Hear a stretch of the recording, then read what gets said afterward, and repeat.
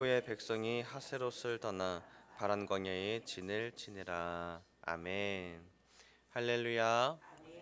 오늘 하루도 하나님과 동행하시는 신앙하시기를 주님의 이름으로 축복합니다. 오늘 말씀을 통하여서 오늘 함께 보게 되는 이 성경의 본문 이야기는 하나님께서 선택하신 백성들, 그 중에 이 모세와 특히 이제 아론과 미리암을 통하여서 전개되는 이야기입니다. 하나님께서는 이스라엘 백성들을 애굽에서 이제 구출하셨고 약속의 땅 가나안으로 이제 인도하고 계십니다. 그 가운데 광야를 지나고 있는 이 백성들이 많은 일들을 그 안에서 겪게 되는데 대개 일반적으로 대개 그 백성들이 어떤 것 때문에 여기서 가장 훈련을 많이 받냐면은 일단 불평불만이 많다는 겁니다. 왜 먹을 거를 이렇게 주지 않느냐를 불평불만으로 쏟아내는 것처럼 이 많은 불평불만이 백성들 가운데 있었습니다. 아시다시피 불평불만은 결국 입을 통해서 나오게 됩니다. 우리가 말을 할 때에 그냥 툭툭툭 내뱉는 그런 말들조차도 다 불평불만에서 나오는데 결국에는 말은 결국 마음에서 나오기 때문에 내 마음에 있는 작은 그 불만에 대한 씨앗들이 말로써 계속 이렇게 나오게 되는 겁니다. 이제 그 마음의 씨앗이 점점 커지면은 이제 이것이 폭력적으로 나오기도 하고 내가 제풀을 못 이겨서 막 화도 나기도 하고 답답하기도 하고 이제 그렇게 자기의 이제 성격대로 이제 나오게 되는 거죠. 이제 그래서 이 광야에서의 이스라엘 백성들이 이런 모습들을 참 잘 보여주고 있는 것 같습니다. 사람이 얼마나 자기의 이 의와 자기의 육신의 정욕을 얼마나 못 이기는지 그리고 불평불만이 얼마나 가득한지를 이스라엘 백성들을 통해 보면서 좀 여실히 느끼게 되는 것 같습니다. 그 중에 오늘은 특별히 다른 사람들도 아니고 이 모세의 가족입니다. 미리암과 이 아론이 모세를 통해서 모세를 향해서 어떤 지적을 한 후에 어떤 주장을 이제 전개를 하는데 이제 이 미리암과 아론이 얘기하는 건 뭐냐면은 1절부터 보면 모세가 구스 여자를 취하였다. 그 구스 여자를 취하였으므로 미리암과 아론이 모세를 비방했다라고 말을 합니다. 그러니까 지금 미리암과 아론이 모세를 비방하는 그 주장이 하나가 뭐냐면은 모세가 구스 여자를 취하였다라고 말하는 부분인데요. 사실은 이게 주장이 아니고 이건 사실 근거입니다. 근거를 통해서 따로 주장하고자 하는 목적이 하나가 있었습니다. 뭐냐면 2절의 내용입니다. 2절을 한번 보여주시면 우리 같이 한번 읽겠습니다. 시작. 그들이 이르되 여호와께서 모세와만 말씀하셨느냐 우리와도 말씀하지 아니하셨느냐 하매 여호와께서 이 말을 들으셨더라. 자, 이제 이 미리암과 아론이 말하고자 하는 바는 구스 여자를 취하였다라고 하는 것처럼 보이지만 사실은 2절의 내용입니다. 뭐냐면은 여호와께서 그러니까 모세 당신과만 얘기하셨습니까? 우리와도 얘기하지 않으셨습니까? 라고 얘기하는 거죠. 사실 이거를 얘기하고 싶어 하셨고 이걸 얘기하고 싶어 했고 그걸 앞서서 근거로 너가 구스 여자를 취하였다 이렇게 잘못을 지적하고서 먼저 시작하는 거죠. 자, 이제 그에 대한 대답이 3절에 보면은 모세는 온유하였다. 이제 온유함이 지면의 모든 사람보다 더했다라고만 말하고 있는데 아마 모세가 화를 참았던 것 같습니다. 그런 면에서 온유함이 지면의 모든 사람보다 더했다. 이 백성들을 인도하도록 하나님께서 모세를 부르셨고 모세를 통해서 세워 주셔서 이제 이 모세를 통해서 이제 인도하고 내시고 계시는데 그 중에 미리암과 아론, 특별히 이제 모세의 이 같은 피줄인 자기의 가족이 되는 이 미리암과 아론이 모세를 지금 겨냥해서 잘못을 지적하고 있는 상황이 된 겁니다. 그런 모세가 이 백성들 앞에서 어떻게 보면 창피했을 수도 있는데 온유함이 지면의 모든 사람을 더했다라고 말씀을 기록하고 있는 것을 보면 아마 참았던 것 같습니다. 그 이후의 내용들은 하나님께서 미리암과 아론과 모세를 부르시고 특별히 그 중에 아론과 미리암을 크게 혼내시면서 다른 사람들은 내가 환상으로 내가 보여주는데 모세와는 직접 대면해서 내가 보여주지 않냐 그러면서 막 진노하시고 이제 구름의 기둥이 막 떠나가시는 상황이 됩니다. 그러면서 미리암은 나병이 나서 이제 이래 동안 진영 밖에 이제 있다가 다시 들어오게 돼서 다시 길을 떠나게 되는 장면이 이제 오늘의 12장 1절부터 16절까지의 내용입니다. 자, 일단 여기서 한 가지 봤으면 하는 부분은 궁금한 점이 생기더라는 겁니다. 1절에 모세가 구스 여자를 취하였다라고 되어 있는데요. 자, 이 취하다라는 부분은 모세가 아내를 삼았다라고 성경 말씀에서 이 원어를 조금 더 해석을 좀 해볼 수 있습니다. 자, 이제 모세가 아내를 삼았다라고 하는 부분이 이제 이 의견이 좀 분분합니다. 크게 두 가지가 뭐냐면은 새 아내 구스 사람을 이제 새로 아내를 맞이한 것이다. 그 전에 아내가 죽었든지 죽지 않았든지 간에 새 아내를 맞이했던 것이다. 이제 이런 의견이 하나가 있습니다. 자, 이 주장은 뭐냐면은 구스라는 곳은 에디오피아로 해석이 되는 경향이 하나가 있는데, 그러다 보니까 에디오피아에서 온 모세의 두 번째 아내다. 그 전에 있던 그 십보라는 죽었고 새 아내를 맞이했다. 또는 십보라가 있는데 두 번째 아내를 맞이했다. 뭐 이렇게 해석을 하기도 합니다. 이게 크게 첫 번째 해석이고, 또 하나는 뭐냐면은 이 모세가 과거 자기의 아내 맞이했던 십보라를 지금 와서 다시 이제 꺼내고 있다라는 주장입니다. 이제 이 주장에 대해서는 뭐 이제 와서 다시 신분의 출신을 문제 삼느냐, 이런 부분 때문에 이 주장에 조금 힘을 잃기도 하는데요. 저는 나름 좀 맞다고도 보는 것은 뭐냐면은 이 미리암과 아론이 그 사람을 지적하고 겨냥해서 비난을 하려면은 모든 그 근거들을 다시 끌어올 수 있다고 저는 생각을 하거든요. 잘 살아왔다가 막상 불만이 생기니까 내 주장에 대해서 모세야만 말씀하셨냐, 우리야도 말씀하지 않으셨냐, 이 얘기를 하려고 보니까 모세가 맞이하고 있는 그 아내 십보라를 다시 뭐 문제로 삼아서 꺼낼 수도 있다고 저는 봅니다. 그래서 어쨌든 간에 이 모세가 취한 여인, 구스 여인 때문에 지금 미리암과 아론에게 지적을 받았는데, 중요한 건 뭐냐면은 이 미리암과 아내가 뭘 얘기하고 싶었냐라는 겁니다. 그것은 뭐냐면은 하나님께서 너와만 함께 하셨냐, 우리와도 말씀하지 아니하셨냐라는 부분인데, 자, 이것이 모세의 권위에 도전하는 것처럼 보이면서도 한편으로는 오늘 말씀에서 알려주고 있는 건 하나님께 도전하고 있다라는 것입니다. 자, 그런데 이런 불만이 다른 사람들도 아니고 지도층에서 지금 나왔다는 것은 이 백성들 사이에 얼마나 이런 불평과 불만들, 그리고 불신들, 자기의 의가 얼마나 가득했는지를 살필 수 있는 부분 중에 하나입니다.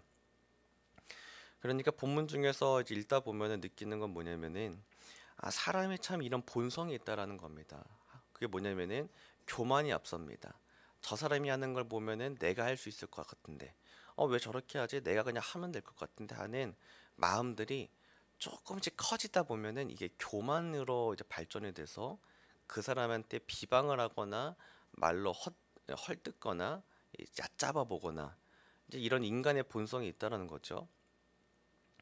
근데 이런 거는 참 이 생각이 조그만 부분에서 자라기 때문에 이 생각을 금방 바로 알아채기는 참 쉽지 않습니다. 그렇지만은 우리가 이런 교만함과 남을 헐뜯는 얕잡아 보는 마음들은 우리가 꼭 단속해야겠습니다. 이 미리암과 아론이 그 모세를 보면서 우리와도 하나님을 만나셨는데 왜 모세 당신과만 만나시겠습니까? 이제 이렇게 얘기하는 부분을 보면은 깨달을 수 있는 하나가 뭐냐면은 하나님께서 세우신 직분은 다르다라는 것입니다. 자, 2절에 방금 말한 것처럼 우리와도 말씀하지 아니하셨느냐라고 말한 부분이 사실 이들의 말처럼 정말 그들과도 하나님께서 말씀하시고 얘기하시긴 하시지만 하나님의 세우신 직분은 다르다라는 거죠. 하나님이 모두와도 함께 얘기하시지만 하나님은 직분을 세우셨고 그 직분을 통해서 하나님께서 또 다르게 더 크게 계획하신 뜻과 계획이 있다라는 것입니다.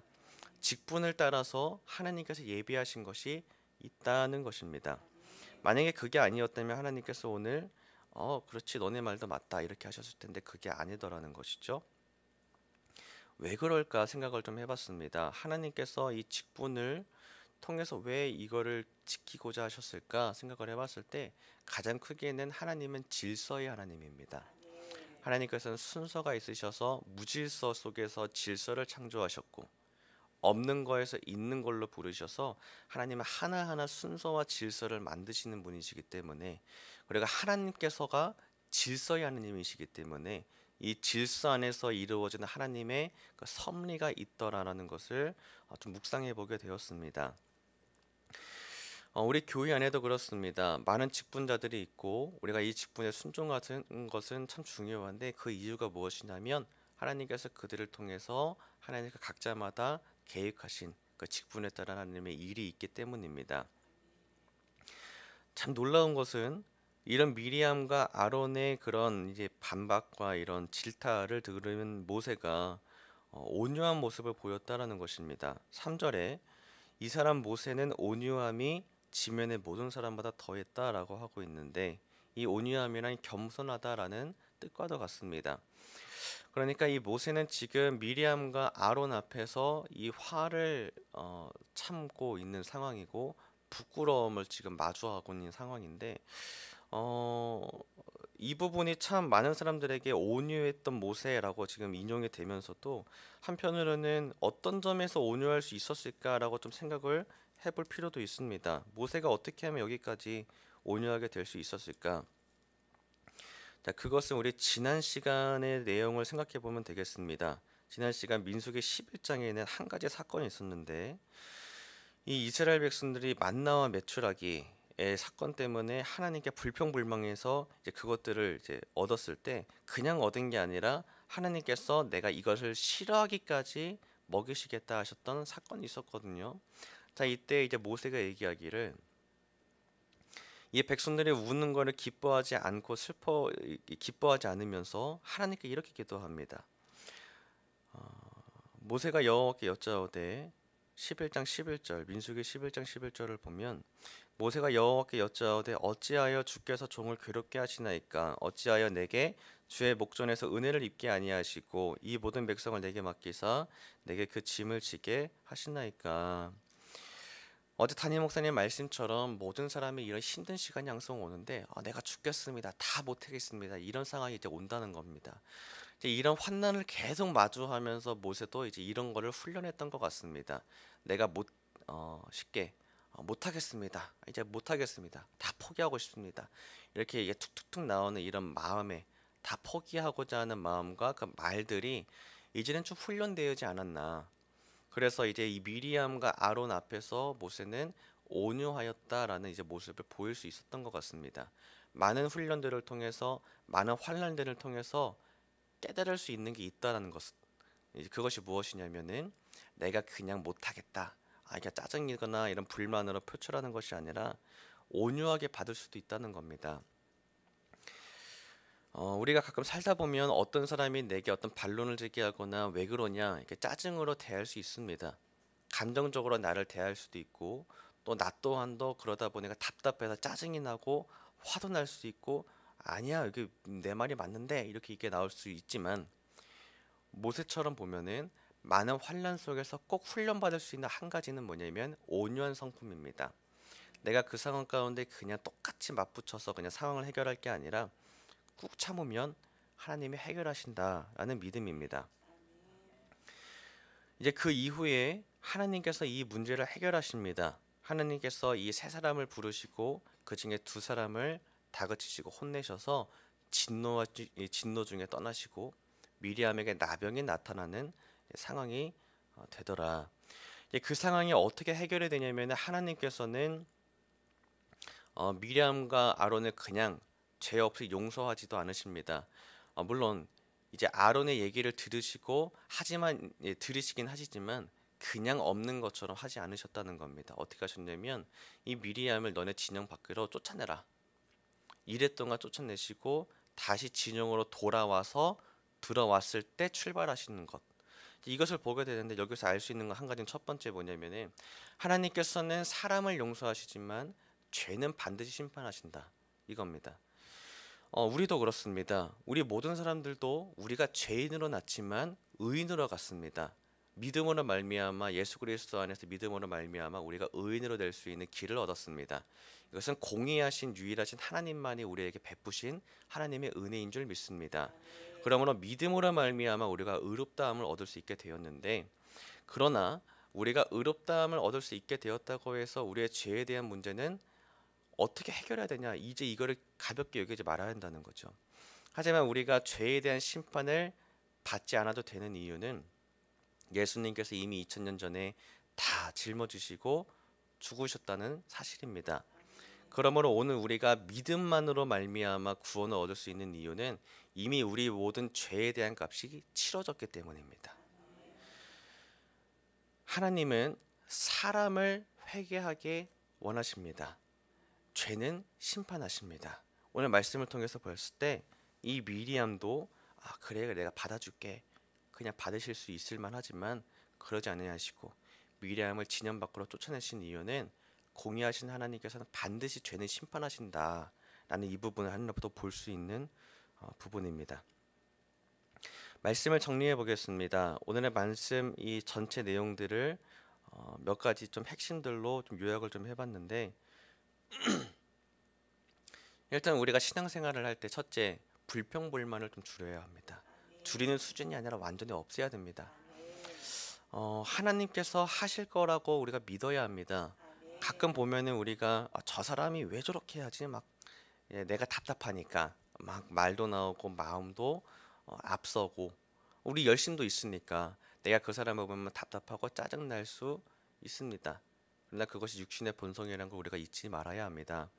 그래서 그때마다 불평불만할 것이 아니라 하나님이 저 사람을 통해서 저렇게 하시겠구나 믿는 믿음이 또한 필요하고, 또한 질서의 하나님께서 교회 안에 세우신 그 질서들을 통해서 이루어 가실 것이다 라는 믿음도 또한 필요합니다.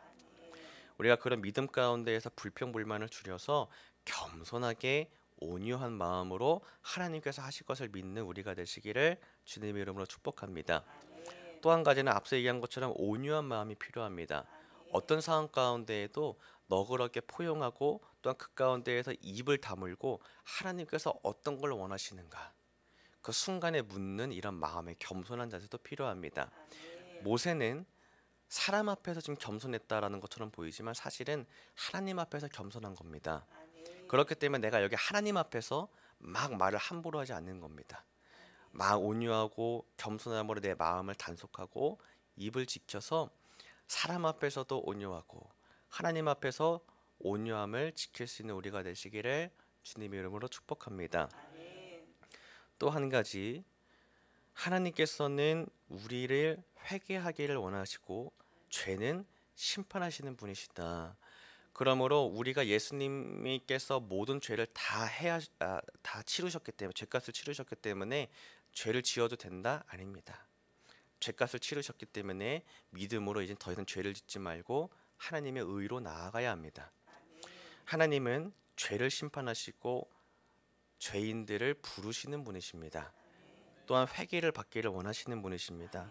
오늘 우리가 이 분열의 영이 떠나가고 성령으로 연합하여서 이 분열의 시험 앞에서 온유함으로 지키시기를 주님의 이름으로 축복합니다. 그래서 하나님의 구원 역사를 보는 여러분 되시기를 주님의 이름으로 축복합니다. 아멘. 우리 함께 찬송가 342장 찬송하시고 기도하겠습니다. 342장입니다.